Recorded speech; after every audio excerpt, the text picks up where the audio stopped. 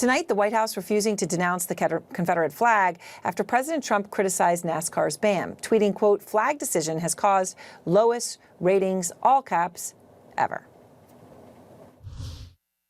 Does he believe NASCAR should fly the Confederate flag, and why don't they fly it here? The whole point of the tweet was to note the incident, the alleged hate crime, that it in fact was not a hate crime. At the very end, the ban on the flag was mentioned in the broader context of the fact that he rejects this notion that somehow NASCAR men and women who go to these sporting events are racist.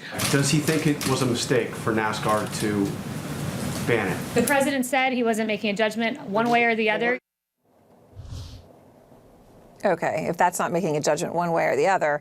Out front now, Ben Jealous, former president and CEO of the NAACP, currently president of People for the American Way, and former Republican governor of Ohio, John Kasich. Governor, let me just ask this question point blank. President Trump essentially embracing the Confederate flag, right? Why else would you tweet out flag decision, as in the decision to remove it, has caused lowest ratings ever, all caps, exclamation point.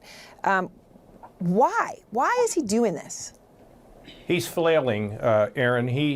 He's in a meltdown, and he looks at his polls, and he doesn't know who to blame. He blames his advisors. He's even blaming Fox News now, and he's flailing, and he doesn't know how to stop things. So I think he's just throwing everything out over the period of the last 3 days, hoping he's going to strike a chord. And what he doesn't realize is that base he has, the edges of that base are beginning to fray. That base is getting smaller and smaller. And at the same time, of course, because he's a Republican, he's causing a brand problem for Republicans. And mark my words, there's going to be a point in time where these folks are going to leave, and then many of them will say, well, I was never part of this. I never supported him.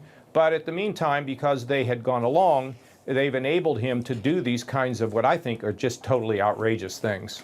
I mean, Ben, you have, the press secretary, the president said he was not making a judgment one way or the other. I mean, I don't even know where to begin with that. He's clearly making a judgment, right? Bring back that Confederate flag and you'll get your ratings back because racism works. I mean, what's the point here, Ben? How else, is there any other way to interpret it? Well, Trump is like a one-hit wonder who, when he loses his crowd, just goes back to that one-hit song. And his hit song for his entire career in politics has been one of racism and hatred and division. And what he's not realizing is that he's losing people because of his hit song. The entire GOP must be begging him at this point to learn how to sing a new song, but that's his song. He's sticking with it. And let's pray that it keeps driving voters to look somewhere else, because we cannot have 4 more years of this. So, Governor Kasich, the president gave 2 speeches over the holiday weekend. Let me just play a bite from each, just to give you a sense of what he did. There's very much a him versus them, us versus them. Here it is.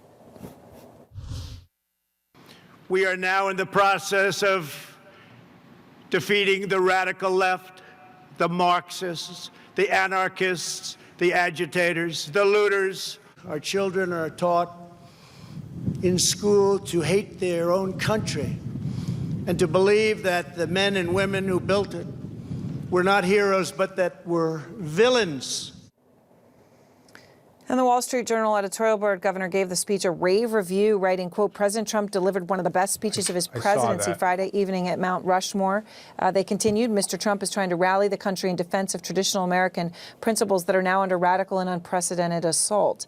Obviously, the paper has come out against him before. He must be thrilled for this analysis. What do you say? Well, I'm out here in the middle of America. And I don't know any angry mobs that are trying to teach our kids to hate the country, or, oh, I'm sure there's some professor out there doing something, or somebody's going to call me and say, oh, you don't understand what's going on. But I do understand what's going on, and I just reject it. It's like the main course is division and anger. And why? Because, Aaron, he's in free fall. And he's trying to figure out what he can say that stoke up that base, but it's not going to grow things. You see, these things that have been happening, the elections, the midterms, have dealt division a big, major blow. And so I think there's a way for us to look at this as Americans and say, that's not going to cut it, that's not going to work. And it's the 4th of July. The 4th of July is a time when Ronald Reagan or George H.W. Bush would rally people to what America's about, which is unity and together and lifting and equal opportunity for everyone, not division and anger and talking about angry. I don't even know what he's talking about. And these protesters, he kind of almost lumps them in. And these protesters are marching, as Ben will tell you, because for too long, there has not been enough justice in this system to make sure that people of all colors are treated equally. And Ben, yet you see gun violence up across the country. You got a state of emergency in Georgia, right, with National Guard now on the streets. 31 people shot, 5 people killed over the weekend. New York State, 44 shootings and 63 victims. Look, these are horrible things that are happening. There were more protests separately from that in your hometown of Baltimore. Protesters tore down a statue of Christopher Columbus over the weekend. We can see that there. The governor of Maryland said everybody should be against how that was handled. Are you concerned that images like that, though, play into the president's hands? Protesters always need to have discipline and to be clear that their own excesses will be used against them and their cause.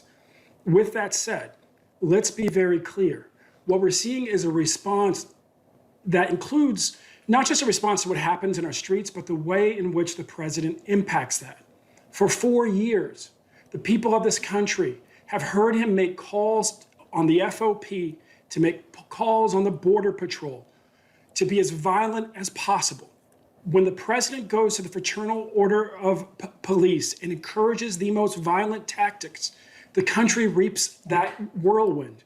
And we've got to be clear that we need somebody at the top who is a uniter. I mean, John is absolutely right. This president is the low watermark for presidential leadership we have ever seen.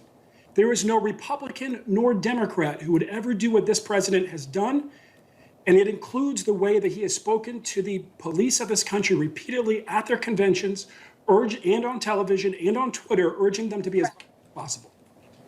All right, I appreciate Aaron, both of you. one thing I want to say go is ahead, Governor. when you look at the terrible loss of life in Chicago, driven primarily by gangs, okay, that is a separate issue from the issue of protesting. Secondly, Americans, by and large, black and white, support the police, but it's getting rid of the ones who are not qualified, who shouldn't be there. That's the issue. So let's just make sure they don't connect those things together.